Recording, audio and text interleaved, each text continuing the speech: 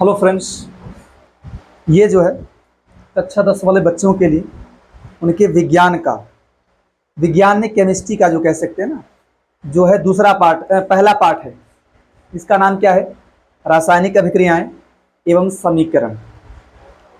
तो देखो, रासायनिक अभिक्रियाएं एवं समीकरण में जो है मैंने इसके ठीक पहले वाले वीडियो में चर्चाएं की थी, जो कि क्या था, जो कि लेक्चर नंबर 3 का पार्ट 1 था। उसमें चर्चाएं की गई थी रेडॉक्स अभिक्रिया के बारे में।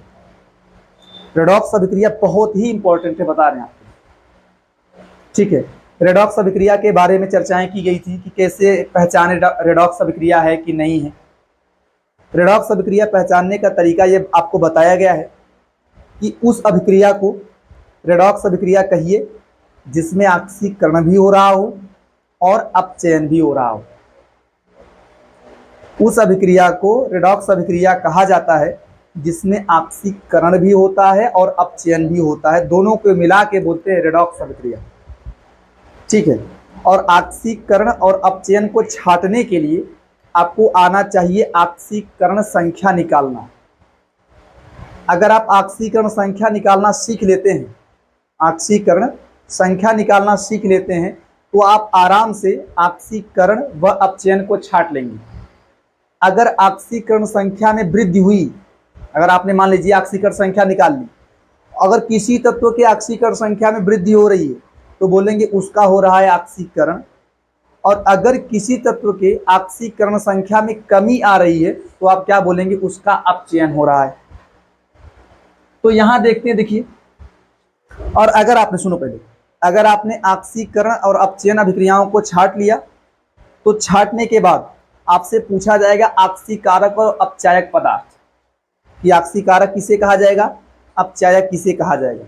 हालांकि मैंने बताया है, पहले यहाँ देखिए, पहले हम यहाँ ऑक्सीकरण व अपचयन को छांट लें, फिर आपको बताते हैं कि ऑक्सीकारक और अपचायक पदार्थ कौन होंगे। ये दो अभिक्रियाएं आपके बुक की हैं, इसको देखा जाए। देखो ध्यान से, सबसे पहले आप निकालिए इन सब की ऑक्सीकरण संख्या। अगर N2 की बात करें तो N2 की ऑक्सीकरण संख्या 0 होती है, H2 की ऑक्सीकरण संख्या भी 0 लिखेंगे। समान प्रकार के परमाणु रहें, ऐसा समझो, समान प्रकार के परमाणु रहें तो उनकी ऑक्सीकरण संख्या 0 लिखेंगे। H2 में दोनों H है, 0 लिख रहे हैं आप, N2 में दोनों N है, 0 लिखिए।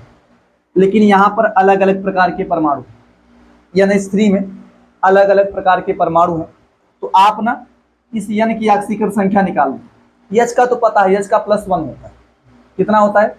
हाँ, इसका +1 है। लेकिन 3H 3 प्लस हो जाएगा, उस तरफ जाएगा -3 हो जाएगा, उस तरफ जाएगा -2, इसकी ऑक्सीकरण संख्या -3 आ जाएगी। अब यहां देखें आप, N का देखो 0 से -3 हो रहा है, कम हो रहा है। ऑक्सीकरण संख्या में क्या आ रही है? कमी। लिख सकते हैं ON में कमी। ON का मतलब ऑक्सीडेशन नंबर, ऑक्सीकरण संख्या में कमी आ रही है। और यहां देखो H का 0 से +1, तो यहां क्या हो रहा है? ON में वृद्धि, ON में वृद्धि हो रही है। ON में कमी का मतलब यहां हो रहा है अपचयन। क्या हो रहा है? और ON में ना, ये कमी का मतलब अपचयन हो रहा है, अब वृद्धि का मतलब ऑक्सीकरण। ये इतना आप कर लीजिए कि आप अपचयन पहचानना सीख लो। अपचयन का मतलब ऑक्सीकरण संख्या कम हो रही हो, और ऑक्सीकरण का मतलब ऑक्सीकरण संख्या बढ़ रही है। तो ये हुआ अपचयन, ये हुआ ऑक्सीकरण। आप ऐसा बोलिए कि इसका, इस H2 का ऑक्सीकरण हुआ है, इस N2 का अपचयन हुआ है। अब आपको छांटना है ऑक्सीकारक और अपचायक। आपको छांटना है ऑक्सीकारक और अपचायक। ऑक्सीकारक कैसे छांटेंगे आप, अपचायक कैसे छांटेंगे आप देखें कि किसका हो रहा है ऑक्सीकरण। जिसका ऑक्सीकरण होगा वही अपचायक होगा। तो ऑक्सीकरण हो रहा है H2 का, तो H2 को अपचायक कहा जाएगा। क्या कहा जाएगा? हाँ, जिसका होगा ऑक्सीकरण वो होगा अपचय, और जिसका होगा अपचयन वो होगा ऑक्सीकारक। वो क्या होगा? तो N2 यहाँ ऑक्सीकारक। एक और रिएक्शन आपको दी गई है, थोड़ा मैं नीचे लिख लूं, ठीक है। इसमें आपको छांटना है ऑक्सीकारक और अपचय। क्या है? MnO2 प्लस 4HCl क्या बना रहा है? MnCl2 plus Cl2 plus 2H2O। ये संतुलित रासायनिक समीकरण है। इसमें छांटना है ऑक्सीकारक और अपचय कौन है। तो सबसे पहले आप सभी की ऑक्सीकरण संख्या लिखें। यहां देखो O पर होता है -2, O की ऑक्सीकरण संख्या -2 होती है। 2 ऑक्सीजन है, -4 हो जाएगा, उस तरफ जाएगा +4, -4, 2 का -4, इस तरफ +4 हो जाएगा। ऐसे देखो इसका -1 होता है, H का +1 होता है, Cl का ये -1, H का +1, यहाँ Cl का -1, 2 Cl है तो -2 हो जाएगा, और उस तरफ +2 हो जाएगा, +2, Cl2 का 0 हो जाएगा। समान प्रकार के परमाणु रहे तो 0 कर लीजिए आप। यहाँ देखो O का -2 और H का +1 होता है। H का कुछ फिक्स है जिनका याद रखें आप। अब देखो यहाँ देखिए Mn की जो है 4, Mn की ऑक्सीकरण संख्या 4 से 2 हो रही है। तो यहाँ देखिए 4 से 2 मतलब क्या हो रहा है? ON में कमी, ON में कमी का मतलब अपचयन हो रहा है।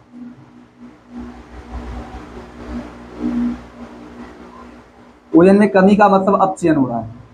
अब देखो O का तो ठीक है, O का -2 है, यहाँ पे भी, वहां पे भी क्या है? परिवर्तन नहीं हो रहा है, परिवर्तन होना चाहिए। H का देखो +1 यहाँ भी है, वहां भी +1। Cl का देखें आप, यहाँ -1 है, यहाँ तो कुछ नहीं है, लेकिन यहाँ देखो, हाँ, तो यहाँ देखिए -1 से इसका 0 हो रहा है, -1 से 0 बढ़ रहा है, बढ़ रहा है, तो लिखेंगे आप ON में वृद्धि हो रही है। क्या हो रही है? ON में वृद्धि। वृद्धि का मतलब ऑक्सीकरण, वृद्धि का मतलब क्या हो रहा है? ऑक्सीकरण।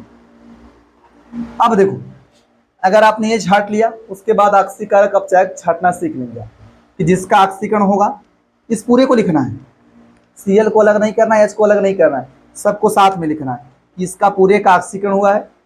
हालांकि Cl के माध्यम से ही छाटा है आपने, लेकिन लिखेंगे पूरा कि Cl का ऑक्सीकरण हो रहा है और इस MnO2 का अपचयन हो रहा है, इस पूरे का अपचयन हो रहा है, इस पूरे का ऑक्सीकरण हो रहा है। ठीक है। अब जिसका होगा ऑक्सीकरण उसे कहा जाएगा अपचायक, जिसका होगा ऑक्सीकरण उसे कहेंगे अपचायक, तो HCl अपचायक है। और जिसका होगा अपचयन उसे कहेंगे ऑक्सीकारक। ऑक्सीकारक कौन है? MnO2। एक और देख लीजिए, इसको पढ़ाने के बाद, यहाँ ऑक्सीकारक अपचायक छांटने के बाद आपको पढ़ाया जाएगा संक्षारण के बारे में, और उसके बाद पढ़ाया जाएगा क्या? विकृत गंध्यता। ये दोनों पढ़ेंगे, इतने में आपका जो है पाठ खत्म हो जाएगा। फिर आप क्या पढ़ेंगे? अगला पाठ, जो कि अगले लेक्चर में पढ़ेंगे, अम्ल, क्षार एवं क्षारक। अम्ल, क्षारक एवं लवण। तो मैं आपको क्षारक और क्षार में डिफरेंस बताऊंगा आपको कि क्षारक क्या होते हैं, क्षार क्या होते हैं, डिफरेंसेस बताया जाएगा आपको। फिलहाल पहले ये पढ़ें आप कि देखो यहाँ P4 का 0 है, समान प्रकार के परमाणु है, 0 लिखें, यहाँ भी 0 लिखें आप, यहाँ निकाल लो। देखो P4O10 में देखो O का ऑक्सीकरण संख्या आपको मालूम -2 होता है, इसका नहीं मालूम है, इसका आप 4x मान लीजिए। और ये देखो +2 नहीं 10 है, और एक ऑक्सीजन का -2 होता है, ऑक्सीकरण संख्या -2 होता है, और 10 ऑक्सीजन है। ठीक है, तो यहाँ कर सकते हैं 4x - 20 बराबर 0, उस तरफ हो जाएगा 4x बराबर +20, कटा देंगे, क्या आएगा? 4 पंजे 20, x का मान +5 आएगा, x का मान +5। तो आप लिख लो, यहाँ देखो +5 लिखना है, 4 फास्फोरस की ऑक्सीकरण संख्या नहीं लिखना है, आपको एक के लिखना है, एक फास्फोरस की ऑक्सीकरण संख्या लिखनी है। ऐसे ही यहाँ आपको 10 ऑक्सीजन की ऑक्सीकरण संख्या नहीं लिखनी है, एक ऑक्सीजन की लिखनी है। अब देखो यहाँ फास्फोरस का 0 से +5 हो रहा है, यहाँ ऑक्सीजन का 0 से -2 हो रहा है। तो 0 से +5 ऑक्सीकरण संख्या में क्या हो रही है? वृद्धि, ON में वृद्धि।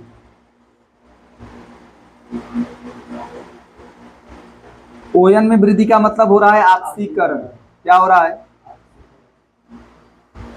ऑक्सीकरण। और यहां देखिए ON में कमी हो रही है। ON का मतलब ऑक्सीकरण संख्या, ऑक्सीडेशन नंबर में कमी आ रही है, मतलब अपचयन हो रहा है। अब देखिए जिसका होगा ऑक्सीकरण, जैसे इसका हो रहा है ऑक्सीकरण, तो इसे क्या कहेंगे आप? अपचायक। अपचायक आपका P4 है और ऑक्सीकारक कौन है?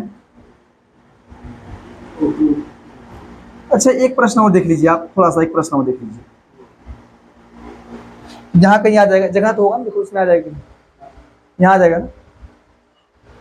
यहाँ लाइटिंग तो नहीं आ रहा है? लाइट इसका लाइट का धब्बा आ रहा है। देखो यही देख लो अच्छे, ये आपके एनसीईआरटी का क्वेश्चन है, थोड़ा देख लीजिए। मान लीजिए आपसे कहा जाए कि सोडियम और ऑक्सीजन ने क्रिया कर लिया है, हाँ, आपका बना लिया है Na2O। सोडियम और ऑक्सीजन ने क्रिया करके Na2O बना लिया है, ठीक है। थोड़ा बैलेंस कर लें आप। सोडियम 2 है, यहाँ सोडियम 1 ही है, तो आप 2 से गुणा कर लीजिए। ऑक्सीजन देखो यहाँ कितना है? 1 है, यहाँ 2 है, क्या कर दीजिए? अरे आधा कर दो, आधा कर दीजिए, 2 हो जाएगा, मतलब 1 हो जाएगा ये, ठीक है। ये आधा कर दो। एक और इक्वेशन बन सकता है, मैं जिसे मान लो मैग्नीशियम हो और ऑक्सीजन ने क्रिया किया है, बना लिया है MgO। मैग्नीशियम और ऑक्सीजन ने क्रिया करके MgO बनाया है। देखिए थोड़ा सा बैलेंस नहीं है, ऑक्सीजन 2 है उधर ना, इधर 2 है उधर 1 है, तो 2 से गुणा कर दीजिए आप, ऑक्सीजन ठीक हो गया है। अब गड़बड़ी मैग्नीशियम में है, तो मैग्नीशियम में भी 2 से गुणा कर लीजिए आप, ताकि मैग्नीशियम भी ठीक ठाक हो जाए। देखो पहले ऑक्सीजन देख लेना कि ऑक्सीजन देखो कितना है, 2 है, यहाँ 1 ही था, 2 से गुणा कर लिया आपने। अब यहाँ मैग्नीशियम की प्रॉब्लम है, उसको भी 2 कर दिया, संतुलित कर लीजिए तब लिखिए। अब देखो आपसे कहा जाए कि इसकी ऑक्सीकरण संख्या क्या लिखेंगे? 0। तत्व की ऑक्सीकरण संख्या 0 लिखी जाती है। परमाणु चाहे समान प्रकार के परमाणुओं का समूह हो, उसकी ऑक्सीकरण संख्या क्या लिखेंगे? 0। इसका भी 0 लिखना है, इसका भी 0 लिखना है। इसका जानते क्या करेंगे? सोडियम पे कितना प्लस होता है? कुछ फिक्स है, रट लो, बार बार मत निकालो, जो याद है उसको ना लिखिए। देखो इसको लगा लें आप ऐसे, Na का +1, इसका -2। अब देखो कि सोडियम का बढ़ रहा है, ऑक्सीजन का कम हो रहा है, तो बोलेंगे इसका अपचयन हो रहा है और इसका क्या हो रहा है? तो ये आपका अपचायक होगा और ये ऑक्सीकारक होगा।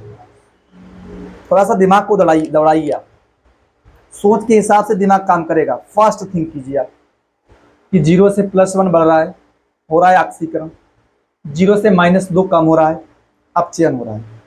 तो इसका हो रहा है ऑक्सीकरण, इसका हो रहा है अपचयन। तो जिसका ऑक्सीकरण होगा उसे अपचायक कहा जाएगा और जिसका अपचयन होगा उसे ऑक्सीकारक कहा जाएगा। इस बात को थोड़ा ध्यान दीजिए आप। ऐसे यहाँ देखो इसका 0 है, इसका 0 है, यहाँ इसका मैग्नीशियम पे 2 प्लस, ऑक्सीजन पे 2 माइनस, तो 0 से +2 बढ़ रहा है, 0 से -2 कम हो रहा है।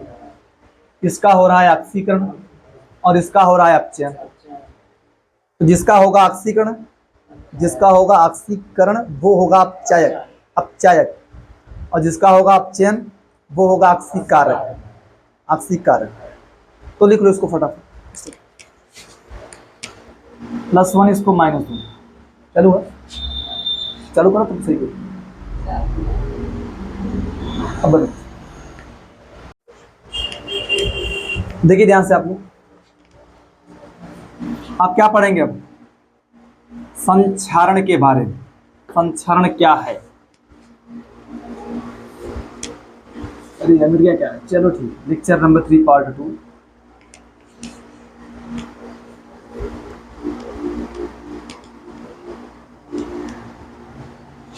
चलिए क्या दिक्कत है?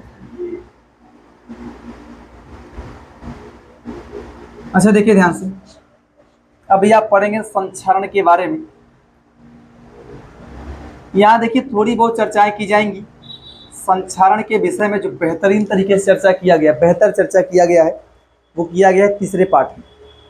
पढ़ेंगे आप बहुत अच्छे तरीके से संक्षारण के बारे में, अच्छे तरीके से आप पढ़ेंगे तीसरे पार्ट। यहाँ मैं थोड़ा बहुत बता दे रहा हूँ, थोड़ा बहुत, ज़्यादा नहीं। कोरोजन, संक्षारण। देखो संक्षारण होता क्या है, बोलते हैं कि अगर कोई धातु वो अपने आसपास के अम्ल के संपर्क में आ जाए, ठीक है, अपने आसपास के अम्ल के संपर्क में आ जाए और अपने आसपास की आर्द्रता, आप बोलेंगे ये क्या है? आर्द्रता व वायु, वायु वायु, आर्द्रता का मतलब नमी होता है, नमी। अगर कोई धातु है, चलिए, अगर कोई धातु है वह अपने आसपास के आर्द्रता, पहली बात अम्ल, अम्ल के संपर्क में आ जाए, या दूसरा केस है कि दोनों के संपर्क में आए, इनमें से कोई एक नहीं, दोनों, आर्द्रता भी हो और वायु भी हो, ठीक है, दोनों के संपर्क में आ जाए तो क्या होता है? आर्द्रता वायु आदि के संपर्क में आता है तो धातुएं जो है धीरे धीरे नष्ट होना शुरू हो जाती हैं। धातुएं क्या होती हैं? धीरे धीरे नष्ट होना शुरू हो जाती हैं। इसे ही क्या बोलते हैं? संक्षारण। क्या बोलते हैं? धातुओं का अपने आसपास के अम्ल, आर्द्रता, वायु आदि के संपर्क में आकर धीरे धीरे नष्ट होने की प्रक्रिया को आप क्या कहते हैं? संक्षारण कहते हैं। संक्षारण का सबसे बेहतरीन एग्जाम्पल जो आपके आसपास देखने को मिलता है वो मिलता है लोहे का जंग लगना। लोहे का जंग लगना वह जो है संक्षारण का एक प्रकार का एग्जाम्पल है। एक ऐसा नहीं कि केवल लोहे का जंग लगना ही संक्षारण है, ये ऐसी बात नहीं। लोहे का जंग लगना एक प्रकार धातु के नष्ट होने को दिखा रहा है कि लोहा नष्ट हो रहा है। इसी प्रकार यदि कभी चांदी काली पड़ जाए, देखा होगा आपने, चांदी काली पड़ जाती है, चांदी का काला पड़ जाना, चांदी का काला हो जाना, ये जो है ये भी एक प्रकार का संक्षारण है, जिसको आप पढ़ेंगे, डीपली में पढ़ाऊंगा वही क्यों होता है चांदी काला। ऐसे ही कापर हरा हो जाता है। आपने कभी कापर को हरा होते हुए देखा है? अगर कापर कभी हरा हो जाता है तो वो कापर का संक्षारण हो रहा है। सामान्य केस में आपके मन में ये चलता है कि संक्षारण का मतलब केवल लोहे का जंग लगना, नहीं। लोहे का जंग लगना एक प्रकार का संक्षारण है। संक्षारण का मतलब धातु के नष्ट होने की प्रक्रिया। इस लोहे के जंग लगने में क्या होता है? लोहा धीरे धीरे नष्ट हो जाता है, खराब हो जाता है। वैसे ही अगर चांदी काली पड़ जाए तो वो चांदी खराब हो जाएगी।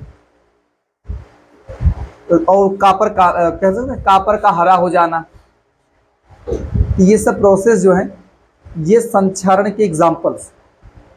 लेकिन फिलहाल अभी आप ध्यान दें कि इस पर लोहे के जंग लगने पर ध्यान दें, बाकी सब जो है बाद में बताई जाएंगी, आपको बातें बताई जाएंगी, ठीक है। तो आप फिलहाल लिखें, आप लिखें धातुओं का अपने आसपास के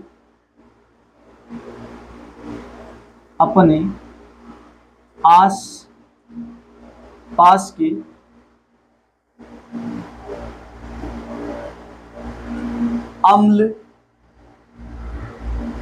आर्द्रता, आर्द्रता का मतलब नमी,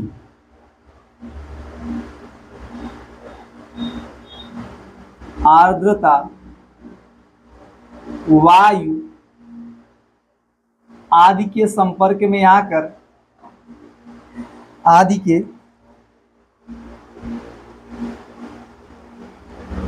संपर्क में आकर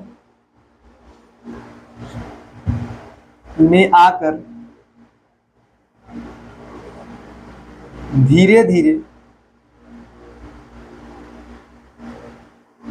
नष्ट होने की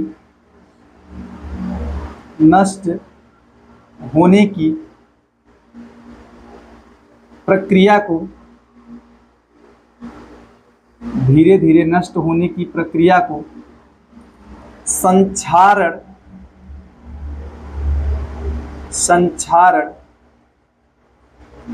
कहा जाता है।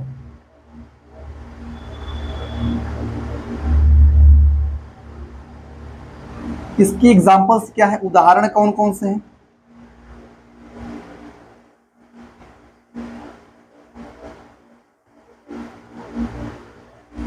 क्या लिखते हैं आप? लोहे का जंग लगना। पहला एग्जांपल क्या है? लोहे का जंग लगना। और लोहे पर जंग लगने का मतलब बता रहा हूं क्या होता है। जंग लगना एक है चांदी का काला हो जाना, काला पड़ जाना। चांदी की सतह का काला हो जाना।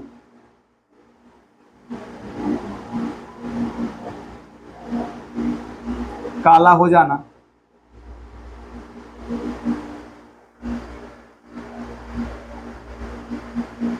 कापर धातु की सतह का हरा हो जाना। कापर या तांबा कहते हैं इसको, ठीक है, तांबा। धातु की सतह का हरा हो जाना। ये सब आपके जो हैं संक्षारण के एग्जाम्पल्स हैं।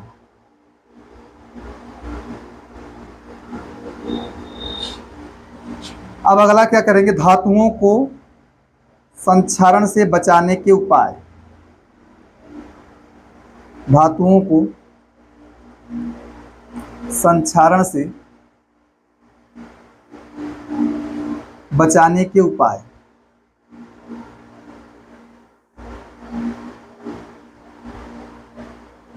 बचाने के उपाय। पहला उपाय क्या है? एक प्रोसेस है तेल लगाकर। देखिए,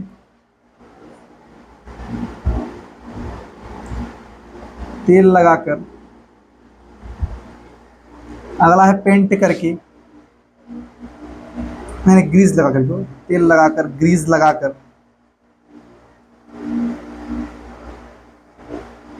अगला है पेंट करके।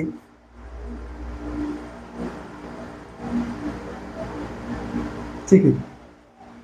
अगला है धातु पर किसी अन्य धातु की परत चढ़ाकर। धातु पर किसी अन्य धातु की परत चढ़ाकर। पीटीसी है, ठीक है।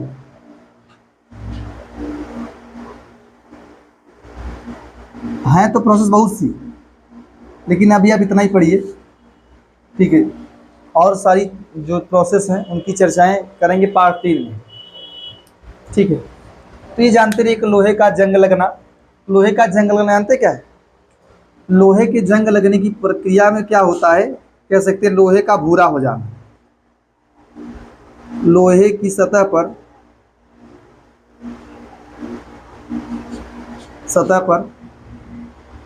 लाल भूरे रंग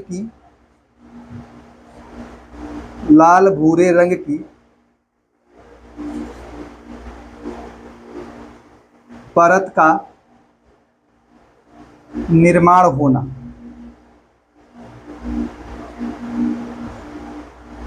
लाल भूरे रंग की परत का निर्माण होना। अगर लोहे पे कभी देखो ना भूरा हो जाता है ना, जंग लगने की प्रक्रिया में क्या होता है, लोहे का जो सतह है वो भूरा हो जाता है, तो वही कहते हैं लोहे का जंग लगना। और होता क्यों है, ये सारी चर्चाएं डीपली में बातें होंगी, पहले इतना आप जानते रहिए। एग्जाम वगैरह में अगर इतना पूछेगा दे देंगे ना, मतलब इतना बता देंगे हो जाएगा। ये संक्षारण क्या है, जैसे मान लो एग्जाम में पूछा गया कि संक्षारण क्या है, और इसका एग्जाम्पल दीजिए, एक एग्जाम्पल देना है और धातुओं को संक्षरण से बचाने के कोई एक उपाय बताने। तो संक्षरण की परिभाषा देखिए, एग्जाम्पल लिखना कि जैसे लोहे का जंग लगना। अब पूछे कि बचाने के उपाय, तब कह देना कि पेंट करके धातुओं को जो है संक्षरण से बचाया जा सकता है। इस ये जानते हैं तेल लगाकर, देखो लगाते हैं तेल यार धातुएं ताकि खराब ना हो, ग्रीस भी लगाते हैं, पेंट भी किया जाता है। ये पढ़ेंगे आप, धातु की सतह पर किसी दूसरे धातु की परत चढ़ा देना। ठीक है, ये सब स्टेप है धातुओं को संक्षरण से बचाने का। ठीक है, अभी आप सुन लीजिए, लिखिएगा आराम से। देखो अगला जो पॉइंट है आपका, ये जो भी हो इसका नाम मुझे पता नहीं किस तरह पॉइंट है। एक है आपका, उसको क्या बोलते हैं, रेंसिडिटी। क्या बोलते हैं, रेंसिडिटी। हिंदी नाम क्या है, हाँ, विकृत गंधिता।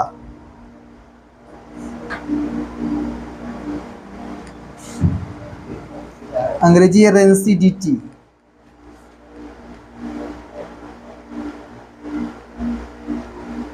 ठीक है, देखो ध्यान से, पहले समझ लो फिर लिखते हैं आराम से। रेंसिडिटी क्या है, विकृत गंधिता क्या है। विकृत गंधिता है कि अगर आप तेल या वसा युक्त खाद्य पदार्थों को लंबे समय तक वायु के संपर्क में ला देंगे तो वायु में जो ऑक्सीजन होगा उससे क्रिया कर देता है और उसको कर देता है ऑक्सीकृत। ऑक्सीजन क्रिया करके उसको क्या कर देता है, ऑक्सीकृत। इससे उसका स्वाद बदल जाता है, देखा होगा आपने, काफ़ी समय तक खाने को खुला छोड़ो क्या होता है, उसके स्वाद बदल जाते हैं, उसका गंध बदल जाता है। यही होता है। वो क्यों होता है, यही प्रोसेस है कि अगर आप लंबे समय तक छोड़ेंगे तो उसमें तेल या वसा जो पदार्थ है, तेल या वसीय पदार्थ जो है वो क्या करेंगे, वायु में ऑक्सीजन से उपस्थित ऑक्सीजन से क्रिया करके ऑक्सीकृत हो जाएंगे। अब उससे होगा क्या, उनका स्वाद बदल जाएगा, उनका गंध बदल जाएगा। तो उनके स्वाद या गंध में परिवर्तन जो आ रहा है वो क्यों आ रहा है, क्योंकि उनको लंबे समय तक वायु में खुला छोड़ दिया गया है। और स्वाद और गंध में परिवर्तन आने की इसी प्रक्रिया को बोलते हैं विकृत गंधिता। गंध में दोष, विकृत का मतलब दोष होता है, विकृत का मतलब होता है दोष। गंध में दोष उत्पन्न हो जाता है, गंध सही नहीं होता है, तो इसी को क्या बोलते हैं, विकृत गंधिता। अब आपसे कहे, देखो आपसे कहे कि विकृत गंधिता से बचाना है, विकृत गंधिता से बचाने के उपाय। मान लीजिए मैं बात कर रहा हूं, पहले समझा दो ना फिर वही लिखवा दूं, विकृत गंधिता से बचाने का उपाय। अच्छा आप ये देखिए, क्या आपने कभी, या ऐसा समझो ना, विकृत गंधिता से बचाने का एक सामान्य उपाय क्या है, ऑक्सीजन की वजह से हो रहा है, ऑक्सीजन के आने की वजह से उसका गंध नष्ट हो रहा है ना, ऑक्सीजन को दूर रखो। पहला बात यह कि ऑक्सीजन को उसको खुला ना रखा जाए, बढ़िया से ढक दिया जाए। और दूसरा स्टेप क्या है ना, थोड़ा उसको ठंडे स्थानों पर रखें। क्या रखें, ठंडे स्थानों पर। ठंडे स्थानों पर रखेंगे तो उसमें जो बैक्टीरिया वगैरह है वो ज़्यादा क्रिया नहीं कर पाते। बैक्टीरिया वगैरह की क्रियाशीलता कम हो जाती है जब उन्हें ठंडा करेंगे, गर्म करेंगे तो मर जाएंगे। ठंडा करने पर क्रियाशीलता कम होती है, ज़्यादा क्रिया नहीं कर पाते हैं, गर्म करने पर मर जाते हैं। तो ठंडा करेंगे तो उनकी क्रिया कम हो जाएगी। और अगला स्टेप क्या है, आप ना देखो उनको ऑक्सीजन से दूर रखें आप, दूसरा ठंडा वगैरह कर दो कि उनको ठंडा स्थानों पर रखा जाए। और उनको प्रकाश में नहीं छोड़ना है, प्रकाश में खुला नहीं छोड़ना। अगर प्रकाश रहेगा ना, सूर्य के प्रकाश की उपस्थिति में बैक्टीरिया वगैरह बहुत तेज ग्रो करते हैं। बैक्टीरिया वगैरह को ग्रो करने के लिए, वृद्धि करने के लिए एक मध्यम ताप चाहिए होता है, माध्यमिक ताप, जो ना तो बहुत हाई हो ना तो बहुत लो हो। बहुत हाई भी उनके लिए प्रॉब्लम होने वाली है और बहुत लो में भी उनके लिए क्या होने वाली है, प्रॉब्लम। हाई पे मर जाएंगे और लो पे उनकी क्रियाशीलता कम हो जाएगी। लेकिन अगर टेम्परेचर मेंटेन रहा, मध्यम में रहा, बहुत खतरनाक क्रिया करेंगे, बहुत तेजी से वृद्धि करेंगे। तो सूर्य के प्रकाश में खुला ना छोड़ें आप, ठीक है। आप उनको नम स्थानों पे रखें, ऑक्सीजन से दूर रखो। और एक स्टेप क्या है ना, आप ऐसा देखा होगा आपने कि देखिए चिप्स की जो थैली नहीं होती, चिप्स की थैली, वहाँ पे, हाँ, वहाँ पे भरा होता है N2 गैस। चिप्स की थैलियों में ऑक्सीजन गैस नहीं होता है, N2 गैस होता है। चिप्स बनता है, आलू की बनती है ना चिप्स, तो उसमें N2 गैस भरा जाता है। क्यों जानते हैं? क्योंकि N2 की क्रियाशीलता जो होती है वो कम होती है। N2 की क्रियाशीलता क्या होती है? कम। चिप्स की थैलियों में लगभग 70% नाइट्रोजन गैस होता है, 30% चिप्स होता है। वायु की मात्रा ज़्यादा होती है, वहाँ हवा ज़्यादा होता है जिसमें N2 गैस होता है, और 30% चिप्स होता है। तो जो N2 है ना, क्यों N2 को डाला गया, O2 को क्यों नहीं डाला गया? क्योंकि N2 की क्रियाशीलता क्या है? कम। N2 क्रिया नहीं करता, इसी वजह से ध्यान दो, इसी वजह से। हालांकि देखिए आप, वायु में 78% नाइट्रोजन है, 21% ऑक्सीजन है, लेकिन जब कभी बात आती है वायु की तो आपके मन में ऑक्सीजन आता है, ना कि नाइट्रोजन। क्यों? वो तो ज़्यादा मात्रा में, N2 की मात्रा ज़्यादा है, O2 की मात्रा कम है, लेकिन आपके मन में O2 ज़्यादा आता है कि वायु का मतलब O2, N2 नहीं। क्यों आता है? क्योंकि N2 क्रियाशील नहीं है, वो क्रिया नहीं करता है सामान्य ताप पर, सामान्य ताप पर क्रिया नहीं करता। क्रिया करने के लिए उसको जो है ज़्यादा टेम्परेचर देना पड़ेगा, तब क्रिया करेगा।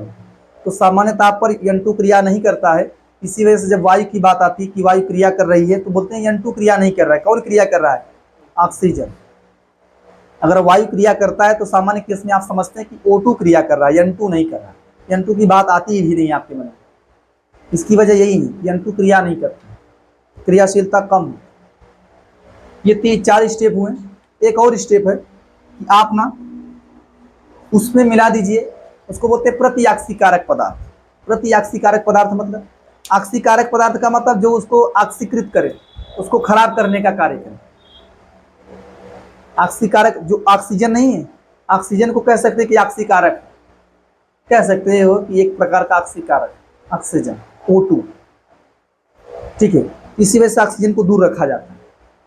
अगर आप प्रतिऑक्सीकारक पदार्थों को यूज कर दें, प्रतिऑक्सीकारक पदार्थों का, जो कि ऑक्सीकृत करने को रोके, कि ऑक्सीकृत ना हो पदार्थ। अगर पदार्थ ऑक्सीकृत नहीं होंगे तो खराब भी नहीं होंगे। अगर पदार्थ ऑक्सीकृत नहीं होंगे, ऑक्सीकृत कब होंगे? जब उनके साथ में रहेगा ऑक्सीकारक पदार्थ। ऑक्सीकारक पदार्थ रहेगा तो ऑक्सीकृत हो जाएंगे। लेकिन अगर आप प्रतिऑक्सीकारक पदार्थों का यूज कर दें तो खराब नहीं होगा। प्रतिऑक्सीकारक पदार्थ ऑक्सीकरण को रोकते हैं, बढ़ाते नहीं। और कौन है? एक है आपका BHA, एक है BHA और एक है BHT। BHA का फुल फॉर्म है butylised hydroxy anisole. Butylised hydroxy anisole. अब BHT का फुल फॉर्म है ब्यूटिलाइज्ड हाइड्रोक्सी टॉलुइन। अभी मैं लिखवा दूंगा, अभी इसका फुल फॉर्म लिखवाऊंगा। BHA BHT का यूज करें तो उससे जो है ऑक्सीकरण की जो ये रेंसिडिटी जो है रुक जाती है। इससे खाद्य पदार्थों का जो है गंध स्वाद नहीं बदलेगा। ठीक है, मैं लिखेगा। ये क्या है? विकृत गंधिता है, रेंसिडिटी। मैंने बताया कि क्या होता है कि तेल या वसा युक्त खाद्य पदार्थों को, या खाद्य पदार्थों को लिखो, लंबे समय तक वायु के संपर्क में रखने पर, तो का ही सही चलिए, का लंबे समय तक वायु के संपर्क में आने पर उनके ऑक्सीकरण के फलस्वरूप स्वाद एवं गंध में परिवर्तन आने की प्रक्रिया को क्या कहा जाता है? विकृत गंधिता। अगर खाद्य पदार्थों को विकृत गंधिता से बचाना है, अर्थात उनके ऑक्सीकरण को रोकना है, तो क्या क्या स्टेप हैं जो कोई फॉलो करने चाहिए? एक पहला स्टेप है कि पदार्थों को वायुरोधी बर्तनों में रख दें। ऐसे बर्तन में रखें जहां ऑक्सीजन ना जा सके, ऑक्सीजन से दूर रखिए। ठीक है, पदार्थों को वायुरोधी बर्तनों में रखा जाए। अगला क्या है? पके हुए भोजन को कम ताप पर फ्रिज में रखें। फ्रिज में सुना होगा आपने ना कि भोजन को फ्रिज में रखा जाए तो काफी समय तक सेफ रहता है। ठीक है, तो वही बात है। अगला बोला है कि चिप्स की थैलियों में N2 को भर कर, O2 को ना भरें। क्या भरेंगे? N2 गैस को भर के देखिए, काफी समय तक 2-2, 3-3 साल तक सेफ रखा जाता है। चिप्स की थैलियों में देखिए N2 गैस भरा रहता है, वो सेफ रहती है। अगला क्या है? भोज्य पदार्थों को सूर्य के प्रकाश से दूर रखना, क्योंकि सूर्य के प्रकाश का जो टेम्परेचर है बहुत हाई नहीं होता है, बहुत लो भी नहीं होता है, वो माध्यमिक ताप होता है। मॉडरेट बोलते हैं, माध्यमिक ताप होता है। अब माध्यमिक ताप पर बैक्टीरिया की क्रियाशीलता बहुत ज़्यादा हो, तो आपको या तो ठंडा करना है या तो बहुत हाई टेम्परेचर रखना है, मिडिल नहीं रखना है, माध्यमिक में। ठीक है।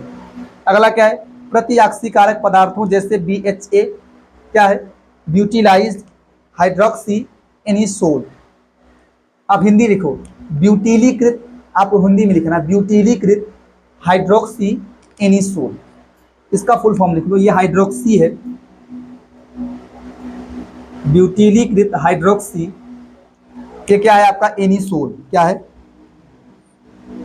एनिसोल।